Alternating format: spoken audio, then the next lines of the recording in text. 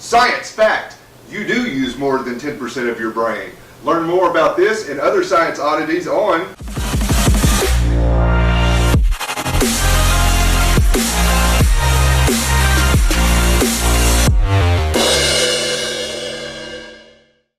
Hi, and welcome to Science That, the show that teaches all about all kinds of science like astronomy, earth sciences, chemistry, you name it. We'll also dive into a little bit of sci-fi. I'm John, and this is Connecticut. This show has a little bit of a twist to it, though. We are going to have just a little bit of a drink to go along with our show. And today's drink is, can you get that for me, Connecticut?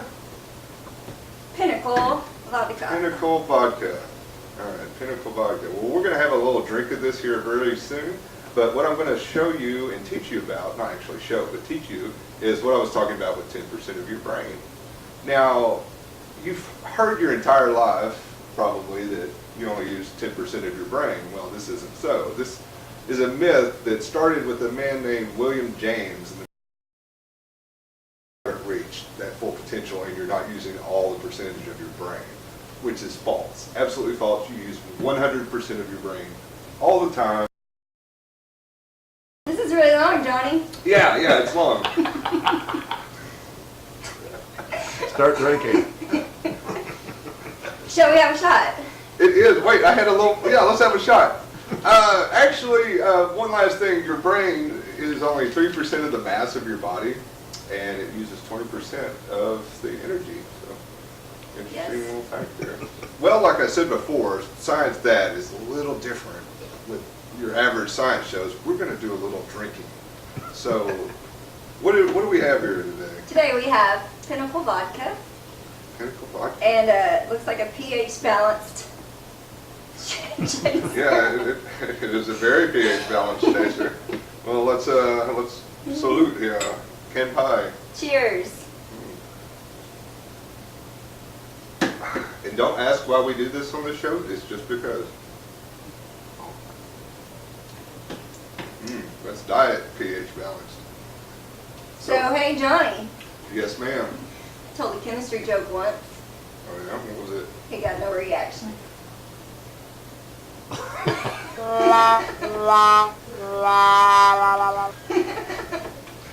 So anyway. Nobody gets it. No, I get it. The reaction chemistry is, I was talking about using 10% of our brain.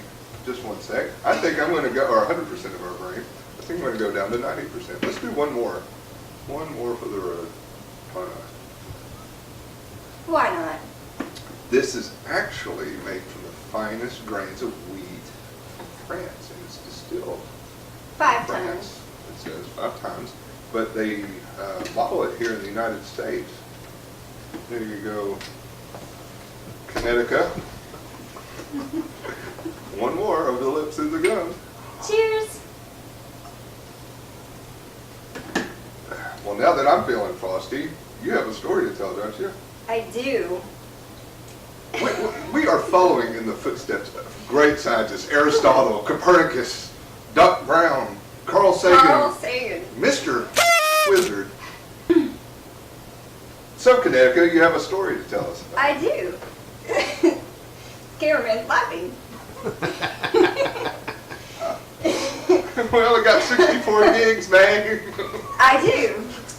This story is about how fasting can boost stem cells' regenerative capacity. So some MIT biologists did this study, and they say that fasting for 24 hours can actually boost your stem cell regeneration in the intestines. That's a good thing. Yes. Yes. I could use that during hangovers. But who wants to fast for 24 hours? Not me. I can't make it an hour. That's so long to go without eating. No, it ain't happening. No. Tim, No. you got any cookies? So what are you supposed to do? So, they're working on drug therapy so that you don't have to go fast. That's interesting. I wasn't even hardly listening. Why are we doing this? Hold on. Fasting for stem cells. Okay. Luckily, they suggest drug therapy Really? to stimulate fasting, so you won't have to fast for 24 hours. There'll be a drug for that. That's helpful. That'll As we age, our stem cells lose the ability to regenerate. So this is going to help older people or those on chemotherapy. This is with gastrointestinal Yes, and- yes, and, yes. problems like that. Which is why fasting is what makes it free. I did not know that. That's new to me. Science that. Science that. All right. Well, That's great. I think we need another shot. Hey Johnny, Why don't you? Yes. Yes. I was reading a book on helium. Yes. I couldn't put it down. It's like watching Hee-Haw. So Johnny has another story, but first, One more shot. We're going to see if we can get through this science show. Because yeah, a little bit of, what is this? Diabetic urine? urine, Piss. delicious. Use some fava beans with that. Okay, my story. Yes, Elon Musk with SpaceX. He has a new rocket system called the Falcon 9, and it's a reusable rocket system. So they'll be able to travel in space and return within 24 hours of launch. And they can do this because they've retrofitted the rocket with new fins and things like that, or once made out of aluminum, but now titanium, so they don't have to do a lot of repairing of the rockets and things like that. But this is going to be a quick and easy and cheap way to possibly go to Mars and have people, travel through space and get stuff up to the space station. So, pretty Wonderful. interesting stuff. Is it time for another shot? Oh my God. I don't think we were supposed to take one after my story. Right.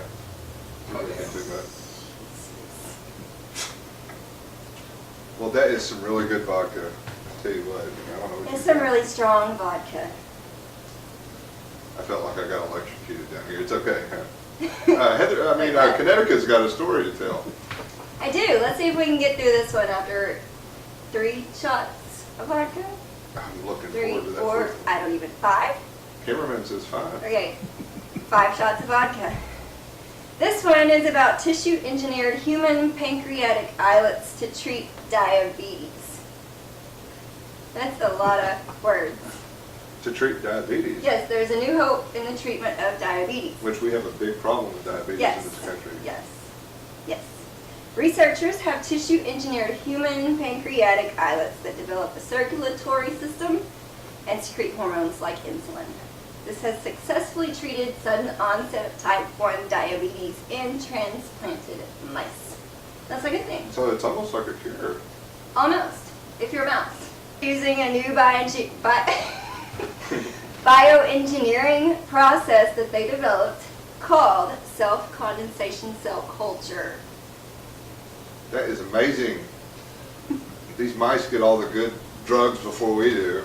So using donated human cells and mouse cells Mm-hmm. and Bee induced cells. pluripotent. I just spit. That spit is 100 proof.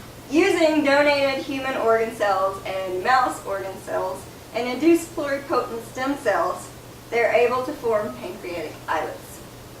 After these tissue-engineered islets were transplanted into humanized mouse models, they resolved the animal's type 1 diabetes disease. So essentially what you're saying, this is a cure for diabetes. They bioengineered the shit out of that. Yeah, I've heard they put stem cells or something on it. Stem cells are where it's at. Yeah, so we need to Have another shot. have another shot. It's time for another shot. Another story. Well, I guess it's time for another tasty beverage. Hey Johnny, Yes. guess what? What's that? Take a shot. So I went to the bar the other day, and a neutron walked in. Asked the bartender how much for a drink. He said, for you, no charge. That's good stuff. So you got a story for us? I do. There's actually a breakthrough in the science right now when it comes to trying to find ET. You know, we have SETI here in the United States, but down in New South Wales, Australia, they have a new satellite system that's going to pick up radio signals from millions of different suns in like a 60-day period. And this was started by a guy named Yuri Milner from Russia, I believe, in 2016. And what this satellite does is it sends out beams to each one of these stars very quickly. Yep, Yeah, Scotty. very quickly, and it's 13 beams, and apparently it's like 130 gigabits per second, and that's like 125,000 gigs a second. That's a lot. So that is a lot. That's a lot of information, and hopefully we're going to hear from ET, but probably not. We might be the only thing in this universe, but I doubt it. No, E.T. phone home. Oh, I thought she wanted me to pull her finger. Little methane. You know, E.T. phone home. Speaking of ET, we're going to go into science fiction now. Yay! Ooh, science fiction. Another bit of science that we all love, especially if you're science fans. And since this is really new territory for us, we don't really have a topic on science fiction at the moment, but what we're going to do is ask each other what sci-fi we like and know what why. we're doing. Yeah, exactly. And we're drunk. Connecticut, Yeah. what is your favorite sci-fi and why? Ooh. Well, one might think that it's Star Trek. And while this is a very excellent sci-fi series, That was my first thought. it's actually Doctor Who. Doctor Who. Yay, Doctor Who. I'm sure there's some Doctor Who fans out in our audience too. Yes. So. Who's your favorite doctor? I forgot his name. The dude from the early 80s with the curly hair. I just know him by face. I don't know. I'm going to Oh get my God. lambasted by people. Oh, by the way, if you love this show, and I mean love it, like us down there at the bottom. And if you're doing it on a phone, I guess it's over to the side. And if you're watching it on TV, you're not going to be able to do it. But anyway, like us, because that keeps us going. And at some point, we're going to start a Patreon page. And if you donate... A what? Patreon. Patreon is where you get donations to fund the show. Oh! Connecticut. So, with every Patreon donation that you give us, Connecticut here will send you pictures from modeling of me. Wait, what? No, I'm just kidding. That's not going to happen. Anyway, Okay, Doctor Who. Why do you Doctor like? Who. Who's your favorite, and why do you like Doctor Who? I think my favorite is the 10th Doctor, who is David Tennant. David Tennant. He's very witty, always out on his Converse, super cute.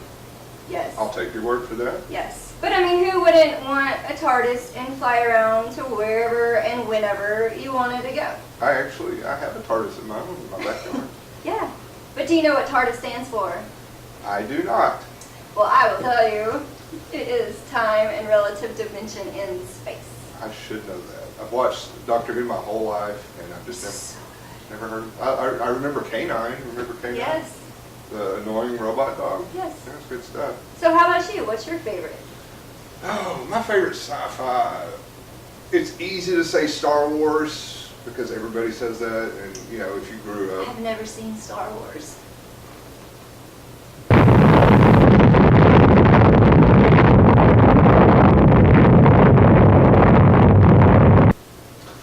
My goodness, mostly me. I'm going to need a shot after hearing that. Good thing I've got one poured up for us. Magically. I've actually never heard anyone say they hadn't watched Star Wars before. Well, I might have heard someone say that they've heard someone say that, but never in person. My heart's still working. Okay, good. No, but in all honesty, Star Wars is too easy. You know, grew up with that. But I'd have to say Blade Runner from 1982, Ridley Scott movie with Harrison Ford is my favorite. It's you know, cyberpunk. It's futuristic. I've always loved that kind of dystopian future, but still technologically dystopian, like, yes. Not dystopian in the sense of like, I don't know, Road Warrior, Mad Max, that type of stuff. Yeah, I like dark future. I don't like happy Back to the Future 2 stuff. Wait, what? Have you not seen Back to the Future 2? Yes, but who wouldn't like that? Because I'm cynical. I like dismal. But one thing we can both agree on, Bill and Ted. Bill and Ted. And this vodka's pretty good too. We recommend it. Thank you, Pinnacle Vodka. If Yes. you would like to sponsor us, Yes, absolutely. you can. Awesome. Well, thank you for watching this episode of Science That. And I guess we're going to have to wrap up. That's it. What do you say? I say science that, bitches.